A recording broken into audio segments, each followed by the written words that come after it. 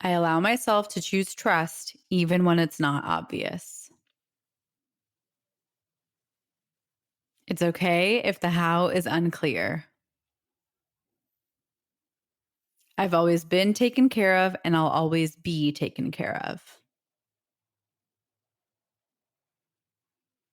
And that is a wrap. I hope that these affirmations really resonated with you. If they did, feel free to write them down, stick them on a sticky note somewhere if you're really working on trusting right now and you kind of don't want to.